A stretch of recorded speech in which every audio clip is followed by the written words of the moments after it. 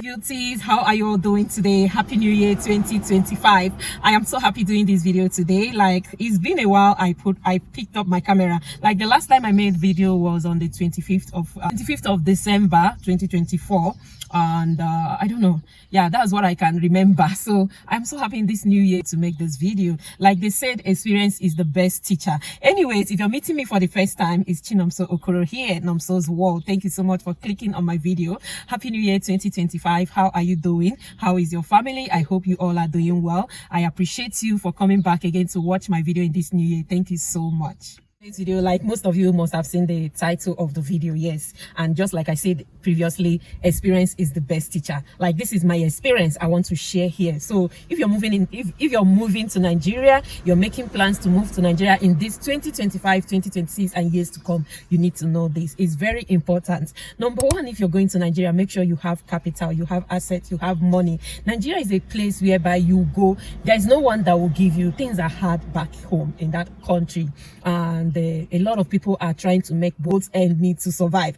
It will sure surprise you that when you go to Nigeria, in the streets everywhere, there's so many shops everywhere. Like, shops are everywhere because everybody is trying to make both ends, because the government is not making things easy, it's just making things worse for some people. So everybody is doing things, making business, self-employed in order to survive. So you must have the money so that when you go back to Nigeria, you can use that money, that asset, to start up something for yourself, to cater for yourself. If you're going with your family, to also take care of your family. Because you see, all these people at home, most of them will be telling you why you don't want to come back, this and that. When you come back, by the time you go to them, relate with them, nobody will tell you they have. Everyone will tell you they don't have. So it's left for you to start saving now.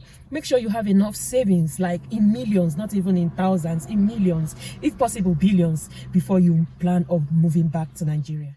NIN, which is National Identification Number, is very important. If you're opening a bank account, if you're trying to update your bank account, so many things you need to do in Nigeria, even police clearance and so many things. In fact, so many things you'll be doing in Nigeria, you need NIN. Is very important. So as you step into Nigeria, you go and look for the nearest place where you're going to make this NIN, which is National Identification Number. You get the number, is very important, and make sure you give them your correct details, because any mistake in this NIN, it will also cost you another money and so many process and procedures which you have to go through in like correcting it. So it's very important that if you're going to Nigeria, make sure you get NIN. Forget about your international passport number, your identity number in the passport. Those ones are necessary though, but the main thing they use in Nigeria is NIN. So it's important that if you're going to Nigeria, you make NIN. Next is rechargeable lights, rechargeable lantern, power bank, like electricity back home. Oh goodness, I pray that one day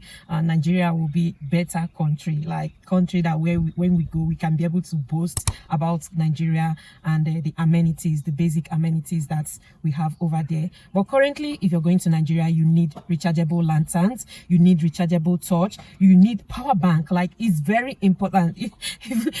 No matter how many you get, it's not even enough. Just make sure you get it, because electricity supply is not like 100%. It's not like every day. Yes, though it depends on the area where you live. I've been to Nigeria. I spent over like 12 months because of my project and so many things I went over there to go do. So along the line, the electricity there is not something that is a constant thing. No, it's not. So power bank really helped me.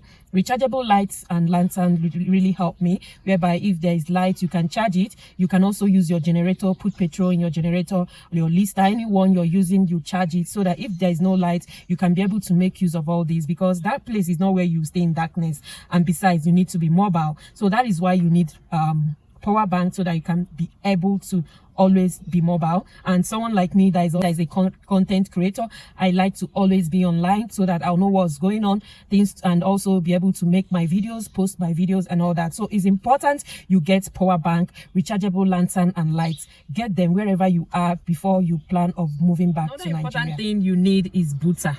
Yes, buta for water storage. You know, all these big butas, this big bath. I know when we were growing up, I remember those days we used to have it in our house. If you had someone that is born and brought up in Nigeria, our mothers used to have those butas for water storage. it's still very important in Nigeria. Yes, butter. You see that butter? When I went home, like the last time I traveled, 2023. Yes, I traveled to Nigeria 2023. So I was staying with my children in our own apartment. So in that our own apartment, no matter aside that there is a borehole, we still need butter in the house, because there is a time that the borehole water will finish. That is the water that is pumped is finished. So usually anytime they pump water, it's necessary that when they pump water, you fill up water. Yes, you fill up water in those butters. Fill it up. Like, you can buy as much as 3, 4, 5, so that you have water that can last for a week. Because there was do you know there was a time during when I was staying there was no water anywhere. Like, even if it's borehole or anything, there was no water. There was no water. So we end up going to like places. I was using my car with the jerry cans. Jerry cans are also important. You need gallons. Jerry cans you can use in going to get water. So I was using my car with the jerry cans, and the help of my children, we go get water and we go home and fill it in the butter. So butter is very important. It's not something that you can just keep bucket in your house, and when there is no water, okaga can easy. So this is another thing you put in your agenda, in your list, in your budget, to buy a butter. Not 1, not 2, at least from 4, 5. You keep it in your house so that you use it as your water storage. Anytime that there is no water, you can start making use of that one till they pump the water. Another thing that is important is sandals and slip-on and slippers if necessary. Yeah, flip-flops. Yes, so you see shoes, it depends on the kind of area where you're going, and it depends on the kind of the number of the amount of hours you're going to spend over there. Nigeria climate, our weather there is very hot. We all know that Nigeria, Africa, especially Nigeria, is very, very hot, like very hot. So make sure that if you're traveling to Nigeria in this 2025, if you're making plans of moving back to Nigeria, buy as much sandals, flip-flops, slip-on you can buy. You can buy shoes, but less shoes, because the weather there is very hot, very, very hot. If you're wearing shoe, you will notice that your feet will start burning. Like, inside it will be very hot, start burning, and you'll be uncomfortable. So with sandals, with slip-ons, you know, these nice designed slip-ons, sandals, something that can cover your leg but not like a closed it. Yeah, so it's something that your feet can breathe from. Yeah, so it's very necessary you get it so that your movement, you enjoy your movement and your activities. Just like I said, you also need shoe, but it depends on how many hours you're spending where you're going. Yes, it depends. When you spend the long hours and the sun catch up with you, that one is your own. And also, if you have a car, it's also your own advantage. You can hop into your car, remove your shoes and all that. So I'm just like sharing my experience with you. You need sandals, you need flip-flops, and you need slip-on, nice one, foot friendly one. You need it for Nigerian weather and environment. Sunscreen, yes, sun protector. the sun there is on another level. When I traveled to Nigeria in 2015, yes, like my travel was like, I didn't prepare for it. Yes, let me say I didn't prepare for it. Everything was in a rush because I traveled for my grandmother's burial. Yes, my grandmom's burial, and everything was in a rush. I didn't get a sunscreen. You see this, my cheeks. You see this, my 2 cheeks, the front, the left and the right. I got sunburn, like here, both this place. I got sunburn. It was so dark. It took time when I came back for my skin to go back to normal, and yeah.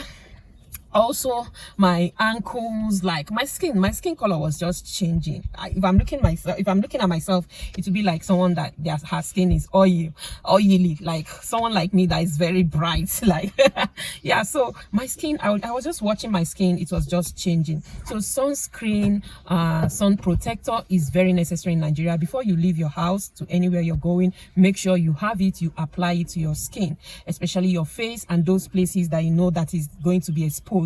You apply it to that place. So when I traveled there sometime back again in 2023, because I already know all this and all that, I was able to get them before traveling, so it helped me a lot. I had less sunburn in my face. Yes, so Nigeria is a country whereby you're going, you try to like get things to protect your skin and your body, because the sun there is too much. It's not skin friendly. Driving, Nigerian drivers, guys, like that country is in God's hands. Driving in Nigeria is not for the faint-hearted. It's for the strong-hearted, the brave ones. Like, they will make you to be brave. Like, I remember when I used to drive, after driving and coming back like this, most times I'll even be in the road. And I think almost of the time I used to go with my children, the older ones, and they also see what I experience in the road.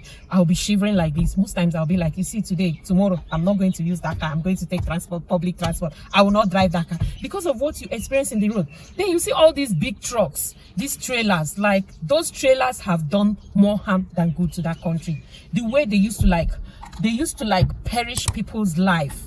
They perish people's life. It's only God that will just do something about it. So you have to be very, very extremely careful when you're driving in that country, Nigeria. And you have to be brave and strong, because do you know that you're trying to make a U-turn? Yes, you're trying to make a U-turn. You've already put your traffic light that you're turning towards maybe left or right. Those people, they don't do that. Someone will just speed like this and enter. You'll be like, what's going on? You see, you may also be following someone. You see why I say that they drive with people that don't have driving license, mannerless people. You may be following someone and the person is not even trafficating, that they are going to the left or right, okay, let's say I'm trafficating, I'm going right, I'm driving right. That person is in your front, is also not trafficating. The next thing, you're following that person, only for that person to boom, just like that. It's good that when you're driving and the person in your front is trafficating right or left, so that you know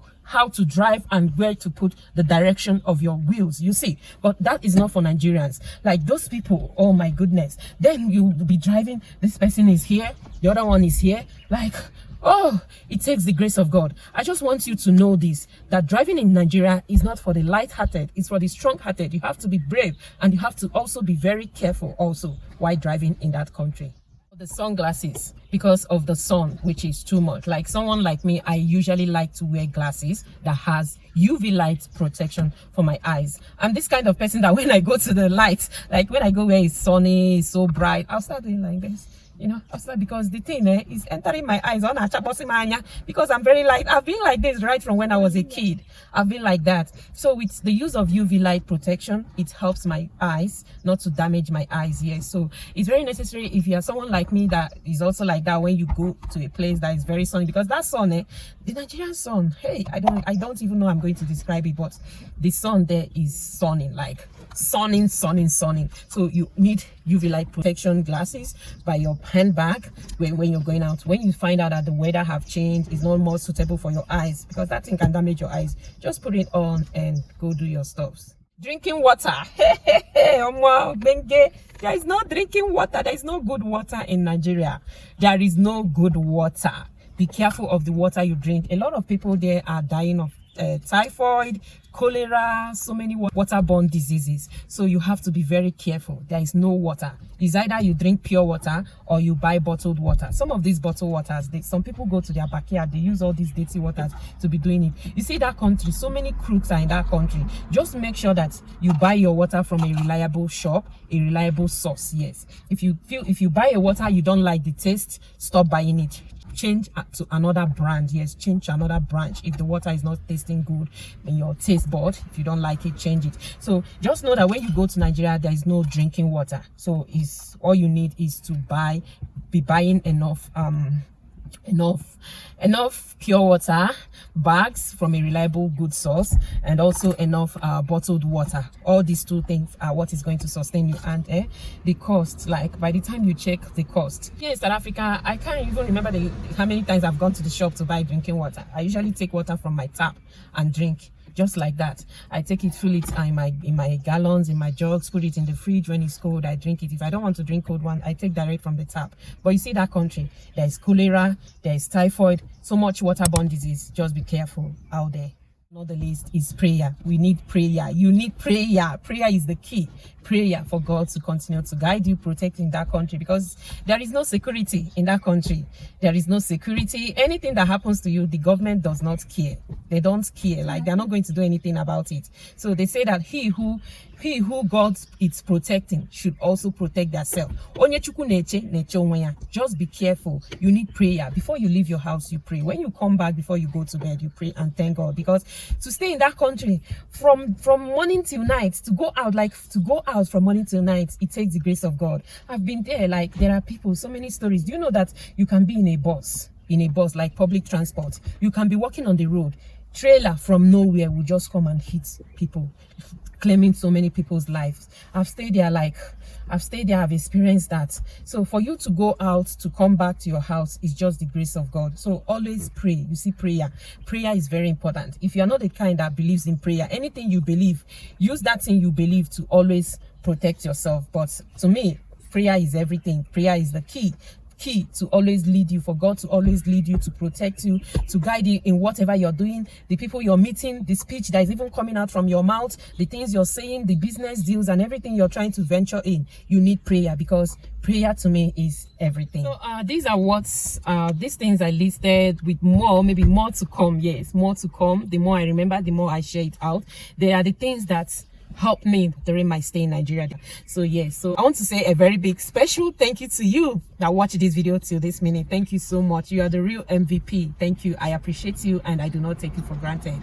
Yes, please give this video a thumbs up if you enjoyed what you watched, and if you're able to learn one or two things from this video, share your thoughts with me in the comment section, and share this video if you can. Last but not the least is to click now on that subscribe button. Subscribe to this channel, NOMSO'S World. Subscribe and turn on my post notification bell, so that anytime there's a new video in this channel, you always be notified to come and watch. I appreciate you all for watching this video till this minute, and yeah, I hope to be seeing you all again in my next video. Hope you have a nice day, and bye.